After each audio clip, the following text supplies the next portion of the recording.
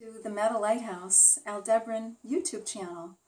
We're Sara and Jason from Meta Lighthouse. We're a love-based organization founded by psychics and scientists working together to create social change through empathy. We want to thank you for joining us in for the second episode of our series called Dispelling the Myths. In our first episode, Jason and I talked about some of the propaganda that has been spread about psychics and metaphysics and the tarot and channeling, that sort of thing. And they're deeply rooted fears held by a lot of people, particularly Christians, myself included. So many of us have been indoctrinated to believe that metaphysics is evil since we were small children, and it is our mission at Meta Lighthouse to ease some of these fears and shed light on metaphysics and help you understand what it really means, and it's nothing to be scary of at all. For example, many Christians are afraid of the word psychic and think that a psychic using divination is someone who is communicating with the devil. But we ask you to look at the Bible. If you're looking at it as the Word of God, you should ask yourself, how did these messages come to the authors of Scripture, and how did God speak to prophets or the authors of these biblical texts? And the simple answer is that some people are contacted by the angelic realm, and hence they're called contactees or experiencers. There's a lot of examples in the Bible of contactees. I would say Elijah and Daniel are good examples in the Old Testament. Can you think of any off the top of your head? Sure. Moses and John the Seer from the book of Revelations. All the Gospels, Matthew, Mark, Luke, and John, were all channeling information. They were contactees. And, if you think about Elizabeth coming to, an angel coming to Elizabeth to tell her about John the Baptist, that's a contact experience. Just like an angel came to Mary, same thing. And even in other faiths, too. The Mormons, they talk about, Joseph Smith talks about basically a Pleiadian being. That's what their whole thing is. When you strip it down from the nuts and bolts, their guidance is Pleiadian. Contactees are people who have acute psychic abilities, and they act as a vessel for higher information coming to them from the angelic realm to help people. And they speak to people who are willing to listen. And this was true in biblical times, and it's also true today. There are many people who channel information, and there are a lot of benevolent beings who are around humanity right now trying to get the message across that we need to push forward a new paradigm based on love, peace, and compassion. You hear people channeling archangels and ascended masters, the Pleiadians. You've heard of Cryon and Abraham Hicks, and they all have excellent messages. And over the years, I've listened to these channels and I've read the books myself, and we're all on the same page in terms of raising consciousness towards peace and love on the planet. However, for true change to take place across the world, there really needs to be action to back up the channel. People can channel until they're blue in the face, but if there isn't a support system created for raising consciousness and supporting that message that they're given, like the Guardians liken it to a lovely flower which blooms for one season only to wither and die without something built to last. And furthermore, speaking of built to last, you don't have to look out far into the world to see that there hasn't been things built to last for people that have contact experience. You would think that all these biblical characters that were able to birth information from the upper heavens would have also had things built to continue fostering this evolution. And that's why we're also here together to say that we're ending the informational age. The informational age has been going on for thousands of years. And we are at a point in humanity for the action age. It's so true. It really does take action. It's so much more than just words. And this is what sets Meta Lighthouse apart, because we're taking action on a grassroots level. We're writing mind, body, spirit curriculum. We're building empath support groups. And we're working with scientists to design healing technologies, games for higher learning, summer camps, and so much more. And we are sharing it with you because we want to also have you have access to also helping us to take action. If any of these things sound important to you and you would like to get involved, we are very transparent and very grassroots. And of course, we, as the inner family of light, can't do it alone. The guides or beings from other places can't do it alone. It's obvious. There's no constructs. So that's why we're here. Well, let's talk for a little bit about what it means to be a contactee, because Jason and I are contactees, and we have been for a very long time. And the guardians of light are the beings from the higher realms who are giving us information. So let's go back to our history and our childhood and some of our contact experiences. Do you want to share with the viewers? Sure, I've had many. There's a few that stick out in mind, and I just want to give a little light to you that there's a few different types of contact experience. There's third dimensional contact, which is literally getting on a spacecraft and having physical touch. And there's fourth and fifth dimensional, where you don't even have to leave your body in the fifth dimension contact. You can stay in your third dimension. It's literally they transport your soul, if you will, to where they are, and you can see, hear, and have all these experiences, but your physical body is in your third dimension. So there's various forms of contact. The one that sticks out in my mind as a young child, my family, again, I was born into a family that understands contact maybe a little more than someone else, but not enough to fully understand all it is. And we were living in Marin County, California, a spacecraft. I was with my dog, Missy, and there was a spacecraft that had, I had stumbled on and had taken me. And How old were you? I believe I was 11 at the time. We were in Marin County, and my family, my mom and other various people that were there saw the craft. Also, I had been missing for a day and a half. They had a search party from rangers and also civilians involved, and they couldn't find me. And a day and a half later, I appear. All they found was my dog staring up at the sky. But I came back to the place a day and a half later. I was disoriented, and that's what was told to me. So that was one of the experiences I had that was third dimensional contact, and I didn't really even understand it till much later. I've also had a lot of contact experiences, so that was a third dimensional contact experience that you're talking about. And Jason and I have had both third dimensional and fifth dimensional contact. I remember, being taken from my home as a child quite often. And, I had good experiences and I had bad experiences.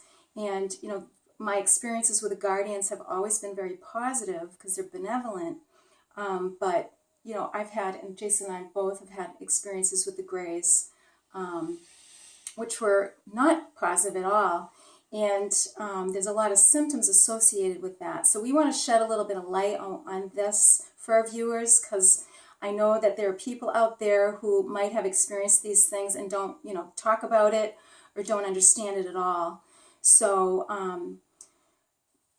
sleep paralysis, if you've ever experienced that, or maybe your kids have talked about going through that, is often experienced with the Greys.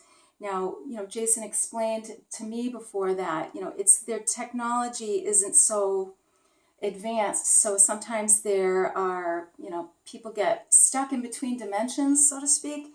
And I just remember that being scary as a child and not wanting to be stuck in another dimension. So I do have memories of being on a craft. of laying on a very cold steel table and being poked and prodded, truth be told. And I don't like talking about it, to tell you the truth, because it doesn't feel really good to me. And Jason and I had actually a shared experience. Do you want to? Sure, go ahead. So we were talking one day, and we both remembered as a child being poked in the hand with a pencil and having the lead stuck under our skin. I don't remember the context of the conversation, but we realized we both had this memory, waking up in the morning and showing our parents that we were poked with a pencil on our thumb in the same place, and we were both around the age of, maybe 10 or 11 years old. And those were implants. Yeah, because mine, you can still see it's deactivated at this time because the grays don't have real jurisdiction with me, but it's still there embedded. And all along we had this memory that it was, like she said, a tip of a pencil broke off and just stuck there. Now, when you think about that as a memory, as a child, that's what you're thinking. But as an adult, it's like, that doesn't even make sense. I'm going to stick a pencil, it's going to, But again, to shed light on the gray technology, their technology is not as advanced as the beings in the upper heavens, where they're located and from. They just don't have the other technologies, and their focus for technology, as a matter of fact, some human technology is even better than some of their technology. They do have some technology that is good, but back to the signs and symptoms of a child that could be having contact experience with beings that are typical like grays. There's a difference. When you're in a state of what's it called, sleep. The sleep paralysis. Paralysis. And I know mainstream has their own medical views of what it is, but the reality, the components that they're missing is usually it's a sign that someone's having interaction. And the thing that accompanies it is a ringing in the ear. Mm-hmm. When the ringing begins, they're on their way. There's a kind of thing where it can let you know that they're coming. Sleep paralysis is when your soul is stuck. You're actually, because again, their contact is in between third dimension, but also fifth dimension. And if they're doing fifth dimension contact, if they're taking you somewhere else, but they're in stealth mode, meaning they don't want to be seen in the third dimension by paramilitary groups or places that are compartmentalized, they might opt to use the fifth dimensional. And when you awaken, sometimes their technology is faulty and you're caught in between. So your soul is back in your body. You're aware that you're in your body, but you can't move. You can't speak. But their technology doesn't allow you to see what's really going on. You think you're still in the bed with your partner or something, and you call out to them and they don't even hear you. It's the most frightening experience. And the more that you train your psychic mind, you're actually stronger than them. So you can break out of it. And the secrets to it all is putting your faith in God and in self. I mean, Jesus and the Lord, things like that. That's what you call on when you're dealing with those type of things. Or calling on your own guardian angels or Archangel Michael, and you can stop that interaction. I think we should talk a little bit about the symptoms too. Other than sleep paralysis, you've mentioned before, you remember sleepwalking, Yep. nosebleeds, frequent nosebleeds. I liken the sensation, your child, or you might, resonate with what I'm saying right now. There's a sensation in your body that you can't really put into words, and it feels like a pulling, or, it's like an expanding, contracting kind of feeling, and it's uncomfortable. You may feel it up the back of your spine. So, if your child expresses any of these symptoms, or if you've had them yourself, just know that you're stronger than that individual or that being, and you can rebuke it. But we don't want to put so much attention on those experiences. We really do want to talk about our contact with the guardians of light. But again, we just want to draw contrast and shed light on the differences. And show you the differences in case there's other families where their children are sleepwalking and having nosebleeds and disturbed sleeps and things like that. You don't want to just immediately go to the psychiatrist and surrender all your power to them, because they don't fully know. They're missing the whole metaphysical equation to the science. They label it a pseudoscience, which shows the ignorance of where their view is. And because of that, you can compound the problem worse. If someone is actually having contact experience and you put them on pharmaceutical drugs, you're going to create a worse experience for them. The nose bleeding has to do, again, with their tracking and also their faulty equipment. They're not the most brilliant when it comes to implants, surgical procedures, things like that. They're usually very messy. Some of their evidence, again, is nosebleeds. If your child's having a lot of nosebleeds, or if your child's sleepwalking, literally trying to get out of the building, those are fifth dimensional contact. Those are them from a remote place influencing you. Now, I'd like to shift gears for a minute and shed light on the guardians. How do you tell different beings? Well, you do by their technology and their interests.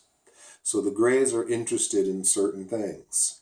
But the other beings that are out there, they don't infringe on free will. Matter of fact, they ask you, do you want to be a part of this? They need you to work with them, not have free will over you. Right. And their technologies are interested in, here's how you tell the difference. Their technology is in the realm of free energy. Their technology is in the realm of high biotech engineering, so that you can phase out of these old things and move into a really nice healing phase. Also, the difference is, I think I'm just going to reiterate it again, but, the Greys, it's against your free will, so you feel like you're being taken, and some people call it abduction. It is what it is, right? But the contact experience is more of a visitation, more observation, more communicating through telepathy, and it's definitely a different sensation. And, I always felt throughout my life observed by the guardians. I felt protected. It was just this inner sense of knowing that I had guardians or guides with me all the time, watching me, keeping an eye out for me. I had closer contact with them, or more visible contact with them when I was a child. I would see them. But as I grew older and into my 20s and 30s, when I had a family, I wasn't really paying attention to it so much. So, it was so compartmentalized in a way, because it's so, we don't talk about this in our society. The mainstream we don't have this conversation. So I wasn't having this conversation with anyone. So I really just had to put it on the back burner, and any kind of, I would pray. I maintained a relationship with Christ, growing up as a Christian. That was always very important to me. So I just kind of kept it, to the side. And it wasn't until, Jason and I reconnected in 2012 that we started having more direct contact with the Guardians of Light, because so much was happening on this planet. So this was back in 2012. And, when they asked us to build Meta Lighthouse and write a series of books, again, they asked us to do this, and we said yes, we really wanted to do it. The first thing they said to us was, the supersonic bell has sounded. It's an alarm that the Earth put out to let other civilizations know that the Earth's in trouble, because humanity is causing a lot of problems. And if they're not careful, we could see major cataclysms on this planet. And I want to shed light on who these guardians are too, and why they're helping to shed light, and the difference and the contrast between these beings. Prior to reconnecting with Sara in 2012, just prior to that in 2010, I was living in a different state, and I was having interactions with a craft on the water. And it was coming up from the water, and there was a lot of interactions with this craft. At that time was when they were starting to reveal to me where they were from. Now, I've been a reader all my life and exposed to a lot of, metaphysical things, but I never was one to be stargazing or, into astrology or those type of things, the stars. As soon as I had this contact experience with the craft, after a series of contacts, they brought the awareness to a star. And my consciousness was absorbed and almost to a point of fixation, obsession with the star that I found out was called Aldebaran. And I did end up having physical contact with them, third dimensional contact. And the messages were at that time, once I realized the star, and they were telling me all about where they were from, Aldebaran. I had no knowledge of the star at all. And I knew after the contact where it was where I fixated. But they had told me that I would be meeting Sara. They told me in 2010, they said, there's so much work to do, and it's so difficult, and there's lots of mountains to climb, and that you're going to meet, basically they called my sister. And I knew at that point in time, I always knew that she was out there, but I now I'm getting the confirmation. And by the way, when I was seeing the crafts on the water, I actually had my mother and my aunt come down, who they knew I was having these contact experiences. They wanted to come down and see the reality of it, to see if I was in my own mind. And sure enough, it produced the evidence for them too. It came up on the water, and it was as real as day. Back to the present conversation. So they told me I would meet Sara, and sure enough, I had moved 2012. I'm back in the state she's in, and lo and behold, it was the beginning of things making sense. So, we talked about for a second there the supersonic bell, this alarm that went off. And so we knew there was a real urgency with their message. They weren't visiting us just to talk. They really wanted us to put what they were saying into action, to build a lighthouse, to gather people together, and to be a beacon of light for people to follow during times of darkness. And you can look at where we are in 2020, realize we're on the crux of destruction as a species or evolution as a species. So the message for humanity is that we need to evolve. And what does that mean? It is not, we can tell you, Darwin's theory of evolution that they teach people in school. It is something quite different. Evolution is about love. It is about compassion. It's about finding solutions to problems. It's finding cures for diseases and eliminating suffering. Evolution is eliminating poverty and homelessness. There can't be any advancements in technologies until we as a human race can look out and not see any more people lying in the streets without food, shelter, and clothing. They told us that evolution, the guides from Aldebaran told us that evolution was phasing out of these various isms, which are the causes and roots to the stagnation of growth of consciousness. And in fact, consciousness leads to technology. Technology either kills us or it helps us. And in this case, it's to help us. By the way, these Aldebaran guides, I had found out much later, years later, working with them, we were led to see other information about Aldebaran, and we found out that, in fact, they've worked with, they're known. They've worked with even von Braun. Von Braun had contact with them, and they've, they worked with Tesla. They worked with Tesla. And Benjamin Franklin. Benjamin Franklin. These are things that are not talked about. And they also had an impact on World War II.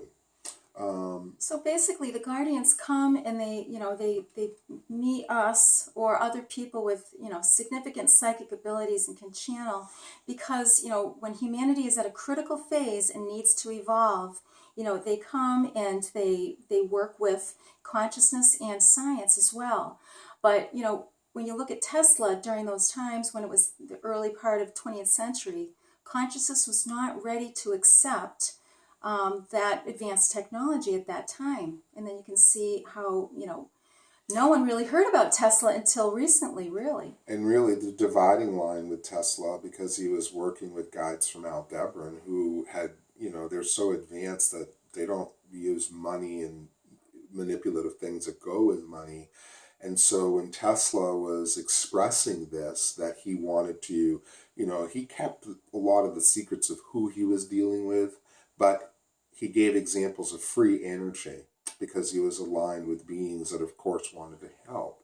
And as soon as that was revealed, they, took it away and went in a direction of greed, which again are the steps that benefit few and suffer many in the form of evolution. And the reality is, when you don't evolve, when you stop the evolution train, it's not a good mark on your soul. So the ones that are behaving that way are adding up karma that, some karma you can work out in lifetimes. Some you might not get the chance to come back. And it's that serious when you're dealing with humanity.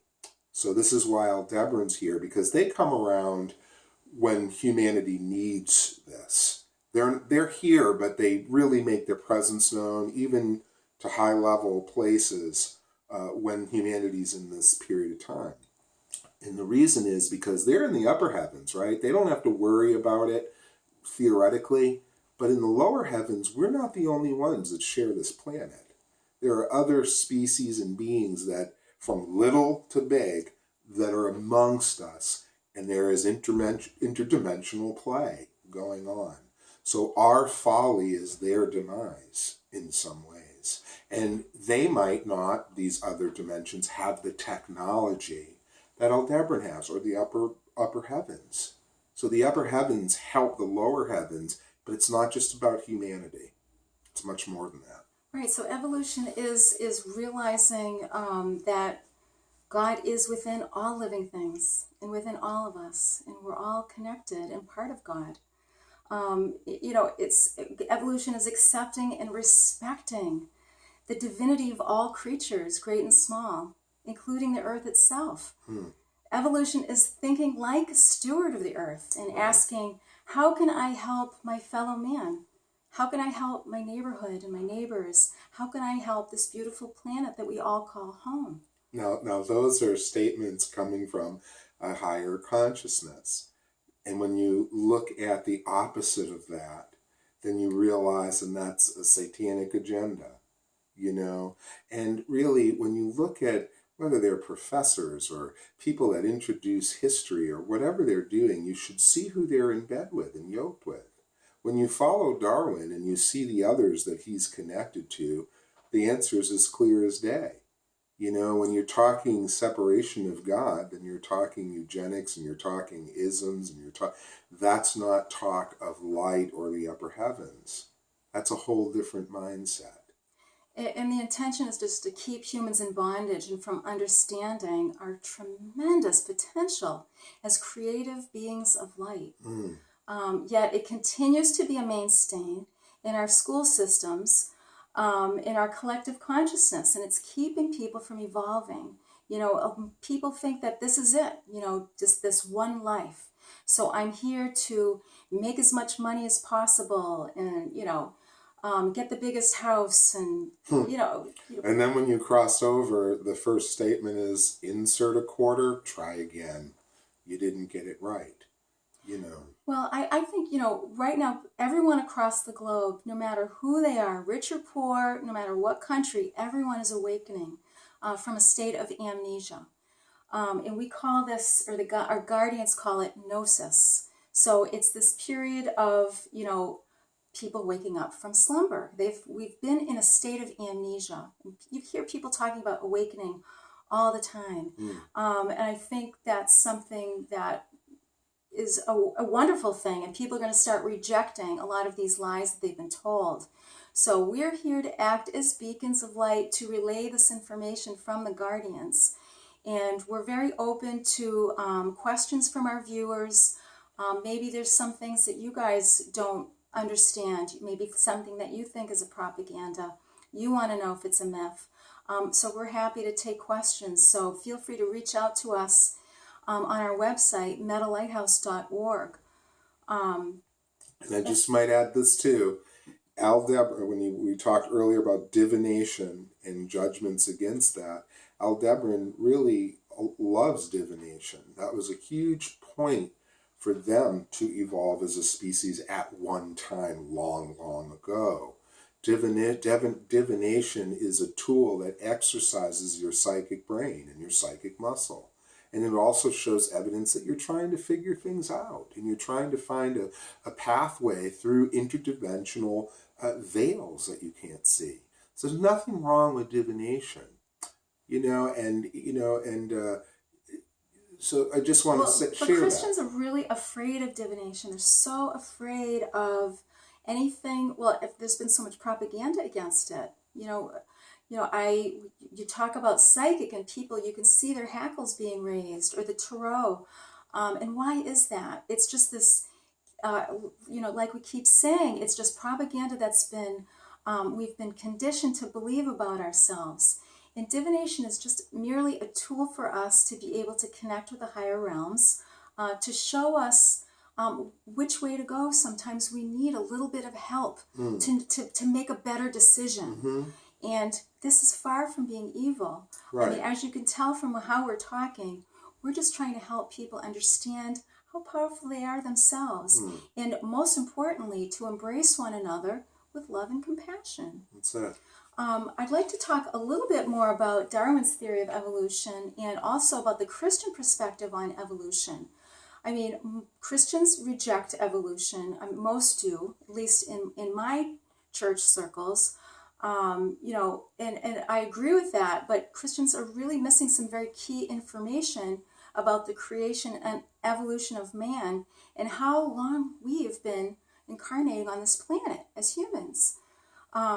In some evangelical churches, they're teaching that humanity has only been around for 5,000 years.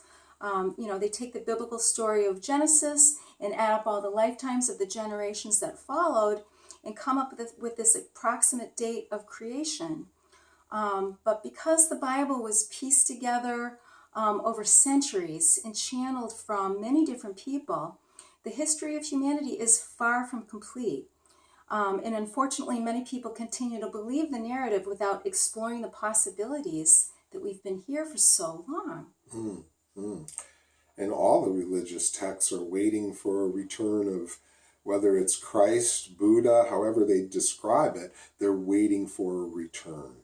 And the reality is they're already here. The question is, what do you want to do to contribute to peace on earth, heaven on earth? There is no reason to wait for a ride to the upper skies. When you talk about the upper heavens, of course there's many mansions and many homes. There's many places to go. But the objective is to transform where we are, to bring heaven here, so there's peace on earth for all people. Eliminate the suffering to a learning point of view. Some suffering is okay because it produces learning and growth, but ongoing suffering for generations, like, for example,